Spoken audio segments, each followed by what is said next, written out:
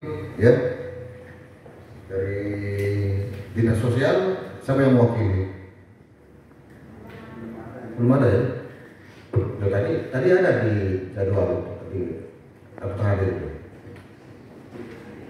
Oh, ada ya. Kominfo.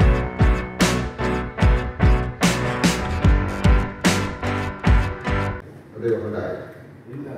Oh, diberikan ya.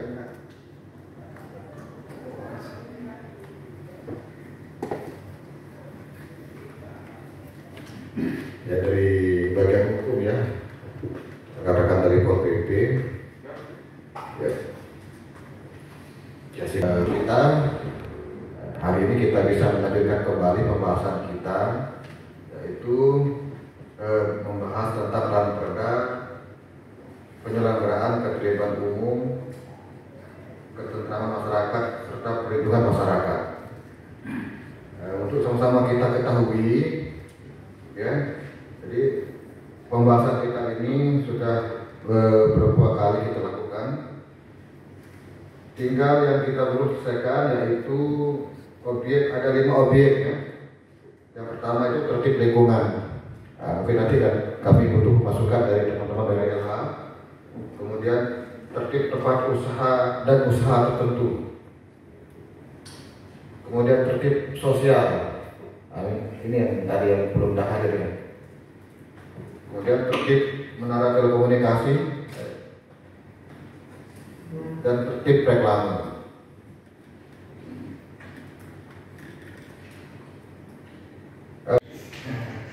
Ini kita cerita awal ini sulit sekali dari beberapa minggu ini.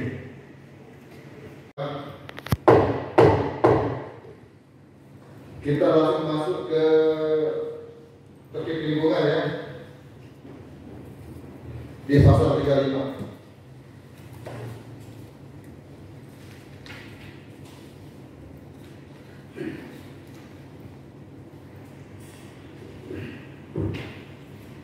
Saya langsung baca bagian ke-6 tertib lingkungan pasal 35. Setiap orang berhak mendapatkan lingkungan yang bersih, indah, nyaman dan sehat. 2.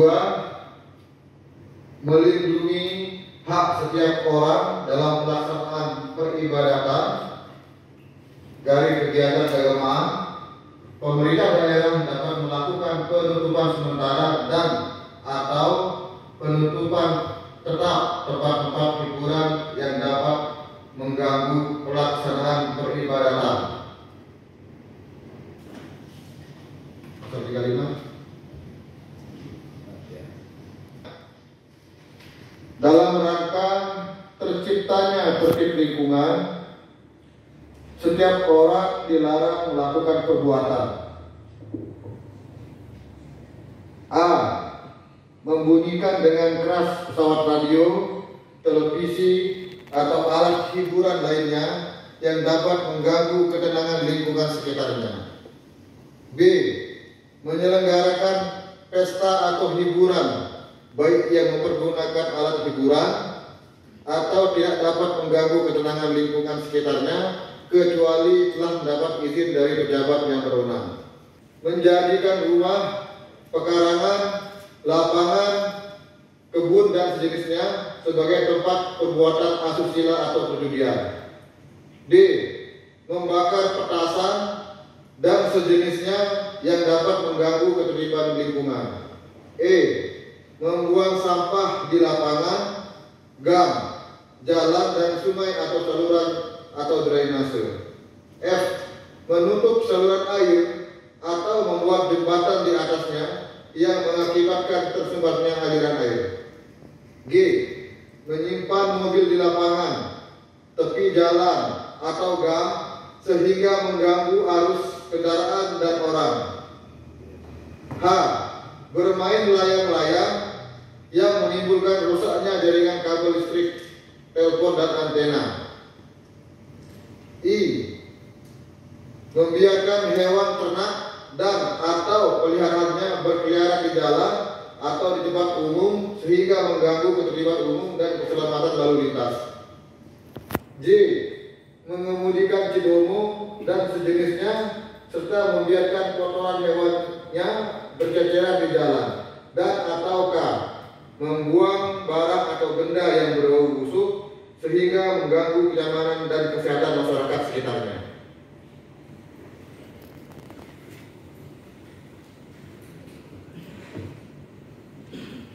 Ada yang menanggapi? Silakan. Haji, silakan. Sedikit ini yang poin G yang sering kita saksikan di mobil di lapangan, tepi jalan atau gang, sehingga mengganggu arus kendaraan dan orang. Jadi ini sebenarnya masih banyak terjadi nih, kalau kita lihat di lapangan, terutama yang di pasar-pasar. Tapi yaitu mungkin kondisi di sana yang menyebabkan seperti itu, sehingga mereka mau tidak mau menaruh kendaraan di pinggir jalan atau di mana mungkin yang akan mengganggu. Jadi kalau menurut saya itu yang perlu kita cari solusinya seperti apa, sehingga supaya tidak menaruh kendaraannya di jalan yang seperti yang dijagokan di sini. Mungkin di sana kekurangan lokasi tempat parkirnya.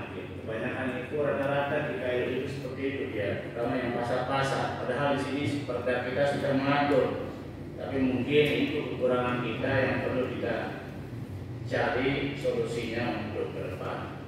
Karena ini perda masalahnya ini, jangan-jangan mereka salah dengan sebab itu, tapi kita juga tidak menyiapkan tempat-tempat parkirnya. Ini yang banyak tiap hari ramai. Kalau yang pasar-pasar lain itu kadang-kadang sekali seminggu ramai. Tapi kalau di sana tiap hari.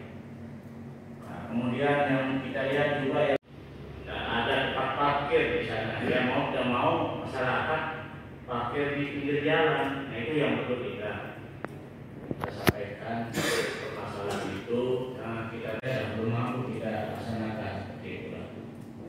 Itu Bapak. Terima kasih.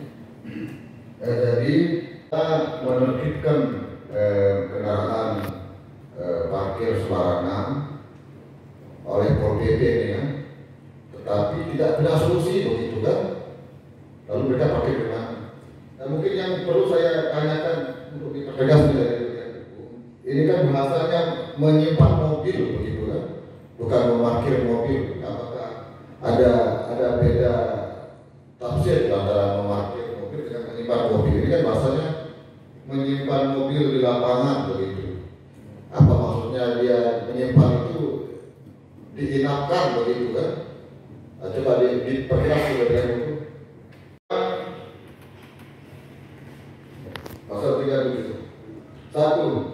Setiap orang yang melanggar ketentuan sebagaimana dimaksud dalam pasal 36 selain huruf C dikenakan sanksi administrasi berupa A.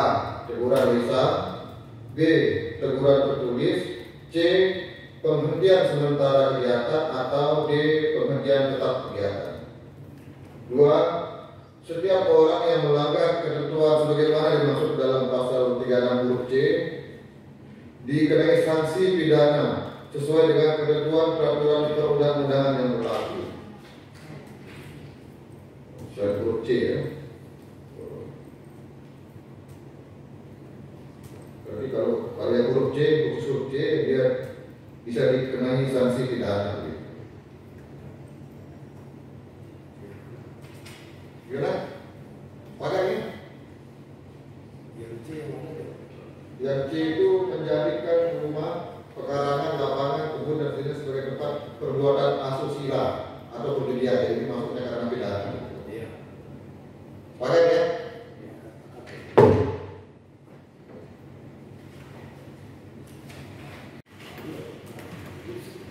Kita lanjut bagian ke-7. Tertib usaha dan usaha tertentu. Paragraf 1 tertib usaha pasal 38 Tertib usaha diarahkan pada cara-cara berusaha yang tertib, teratur, dan melindungi hak-hak masyarakat sebagai konsumen. Makanya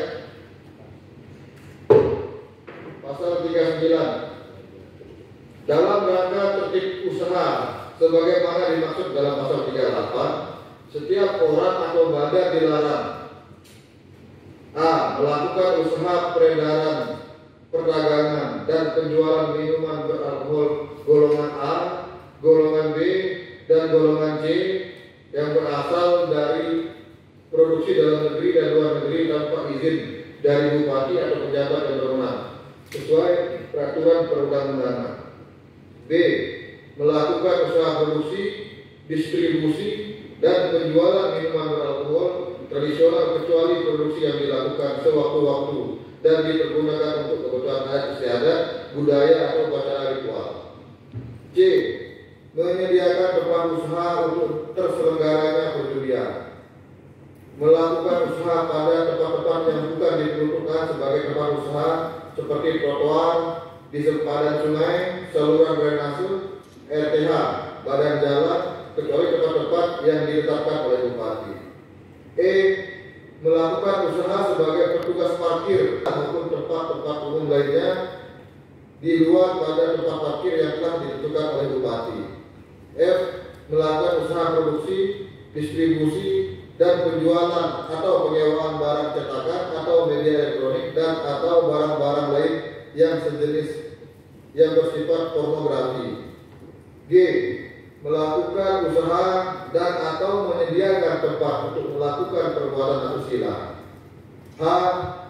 melakukan usaha diskotik, night club, pub, dan sejenisnya tanpa izin dari bupati atau pejabat yang ditunjuk. I. melakukan usaha makanan, minuman dengan ramuan atau racikan bahan kimia alami kecuali telah mendapat izin dari pejabat yang berwenang. J. menjual minuman beralkohol tradisional di tempat keramaian, di tepi jalan atau tempat-tempat lainnya yang terlihat secara langsung oleh masyarakat. K. melakukan usaha mempekerjakan orang lain sebagai pengemis atau peminta-minta atau pemungut sumbangan, dan atau L. melakukan usaha produksi, distribusi, memperjualbelikan dan menimbun bahan peledak, petasan, dan sejenisnya kecuali ditentukan lain oleh peraturan perundang-undangan. Terkait dengan yang di huruf C kalau tidak salah, karena kita tidak dapat huruf C yang nantinya akan seperti yang disampaikan oleh Pak Dewan tadi, akan ambigu karena adat kita banyak. Sementara kita membatasi terkait dengan minuman beralkohol ini, karena anak-anak muda kita ini sekarang hal-hal seperti itu digunakan untuk menggunakan minuman beralkohol itu untuk dilegalkan. Karena ini kan dengan kita menganggap dia sudah acara adat, dia sudah legal, artinya memperjualbelikan minuman beralkohol, terutama yang sifatnya tradisional itu banyak kita dikaitkan. Nah, supaya nanti punya batasan bagi Pol PP itu, batasnya seperti apa. Kita juga kan sudah memberikan berdasarkan undang-undang itu, dari Diskoperindak itu harus mengawal juga ini, karena harus dia punya izin. Nah, kalau kita lihat dari UMB ini tidak berizin pun boleh, karena ada tentunya harus dikhususkan seperti apa adat yang bisa ya dilakukan. Terima kasih. Ya. Jadi begini, memang dan masuk akal dan yang dikatakan tadi, contohnya kayak nyongkolan, contohnya kan, nyongkolan ini kan ada sejarah nyongkolan, dan biasa terjadi dengan minuman. Kalau saya saran begini, kalau saran saya itu nanti silakan kita lebih dari Kemenku. Di akhirnya kita tambahkan begitu, melakukan usaha produksi, distribusi, jual minuman beralkohol, digunakan kebutuhan dasar budaya pada ritual, dengan izin dari bupati atau pejabat yang berwenang. Nah, supaya ada karena itu ya, supaya nanti ada pejabat yang berwenang yang menentukan itu begitu. Jangan sampai di sini begitu kan, kecuali suatu waktu digunakan untuk ada istiadat. Nah, kalau kita pergi sampai situ ini memang ambigu kelihatannya. Malah jadi dasar hukum bagi anak muda itu memproduksi. Silakan, kira-kira bagaimana kalau kita tambahkan dia dan ada izin dari pejabat berwenang gitu.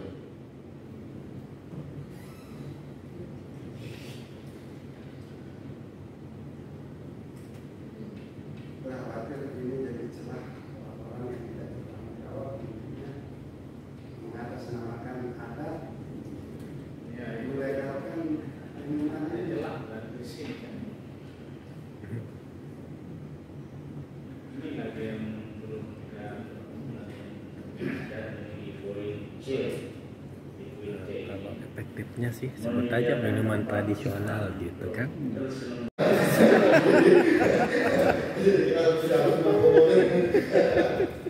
Jadi benar juga ya ini.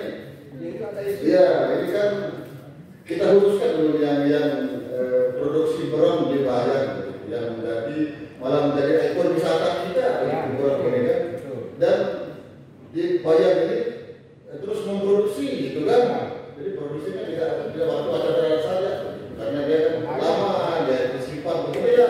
Bukan. Karena kalau ini berlaku Pak, maka Bayan itu aku yakin saya tidak akan pernah mereduksi. Maka kekhasan daripada kebun lembung itu akan hilang. Padahal kita tahu Bayan itu setiap saat pasti memproduksi. Kalau kita melakukan ini, ya berwenang nanti kalau PP untuk menutup semua. Kan begitu Pak. Bagaimana Pak Pol PP? Bapak tindak ya nanti. Mungkin harus ditambahkan seperti yang usaha produksi, distribusi, jualan tradisional, kecuali produksi yang dilakukan suatu waktu yang digunakan untuk ada istiadat daripada spiritual. Jadi ini maksudnya ini kan. Jadi dia tradisional pun itu tetap di dalam produksi harus ada izin seperti itu, harus ada izin begitu. Termasuk dibayar itu gitu. Jangan kita biarkan liar begitu saja begitu kan. Itu poin pertama. Jadi memproduksi juga kita harus punya izin walaupun dia tradisional. Nah, kalau misal ini kan, supaya kita nanti lebih detail nanti mengatur pengertian dari acara istiadat ini supaya nggak salah-salah kayak tadi itu dapat nanti nyongkolan juga di kemarin istiadat, maka setiap orang nyongkolan kita memperbolehkan mereka memproduksi. Atau kita tambahkan sesuai dengan peraturan yang berlaku begitu. Maksudnya nanti kita menjaga di pergub seperti itu. Kita menurut sesuai dengan peraturan yang berlaku.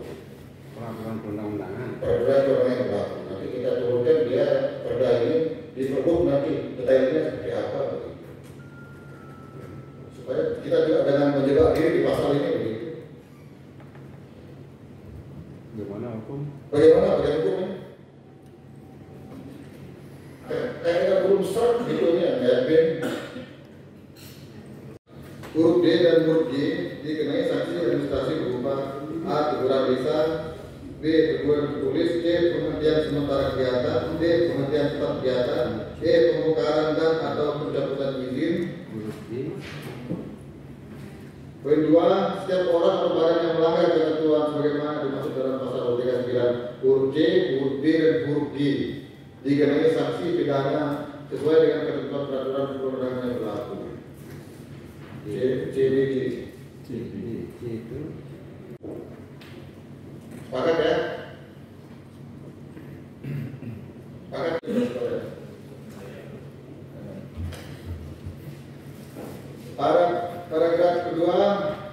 tertib usaha tertentu. Pasal 41. Setiap orang garis lembaga, garis usaha yang melakukan kegiatan usaha pengelolaan sampah wajib melakukan izin dari bupati atau pejabat yang ditunjuk. Pakat ya? Pasal kedua, poin 1, penanggung jawab dan atau pengelola kawasan komersial, kawasan industri, kawasan khusus dan fasilitas umum, fasilitas sosial dan fasilitas lainnya wajib A. Melakukan kegiatan pengumpulan dari tempat pemilahan sampah ke TPS dan atau TPS 3R. B. Menyediakan TPS 3R dan atau alat pengumpul untuk sampah terpilah. C.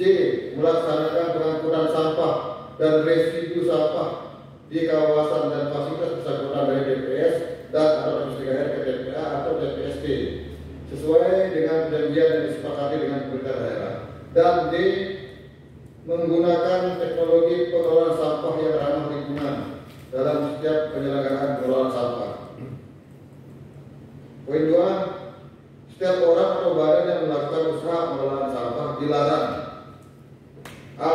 Membuang sampah di saluran air, sungai, kali, muara sungai dan pantai. B. Membuang sampah di jalan, taman dan tempat umum. C. Membuang sampah ke TPST atau TPA tanpa izin.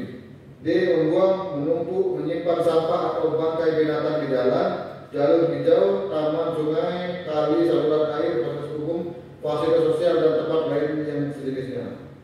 E. Membuang sampah di luar tempat atau lokasi pembuangan yang telah ditetapkan. F. Mengelola sampah yang menyebabkan pencemaran dan atau kerusakan lingkungan. G. Menggunakan badan jalan sebagai TPS dan H. Memasukkan sampah ke dalam wilayah daerah. Nah ini Bapak dari LH silakan ditanggapi. Sudah ada aturan di atasnya di semuanya?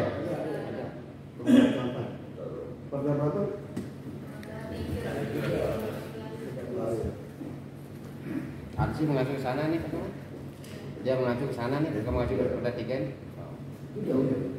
Di poin kita catat ya, di poin D ini kan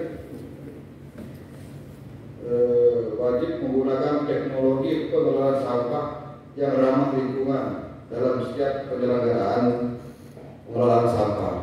Nah ini kami dengar dari LH yang mau beli insinerator itu, dan kami menganggap insinerator itu tidak ramah lingkungan. Biar kita coaching, kita sepakatin, ya.